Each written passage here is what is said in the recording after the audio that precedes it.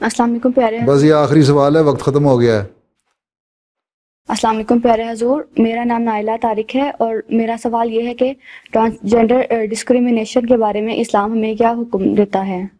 Transgender, بات یہ ہے کہ بعضوں کی فطرت میں اللہ تعالیٰ نے رکھا ہے، لیکن یہاں تو اب فیشن بن گیا ہوا ہے کہ لڑکے لڑکیوں میں زیادہ تر بیٹھ اٹھ کے تو اس کے بعد انسپائر ہو گئے، لڑکیوں سے کہہ دیا ہم نے اپنا جینڈر تبدیل کر دینا ہے.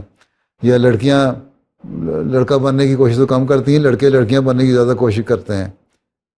ایک تو اللہ تعالیٰ نے ویسے ہی پیدائشی کسی کو بنایا ہوا ہے اس قسم کا جس کے پاس جینڈر ہی کوئی نہیں ہے. جو ہمارے ہوتے ہیں ایسے، وہ ہر ملک میں ہوتے ہیں اور ان کو خواہش نہیں ہوتی.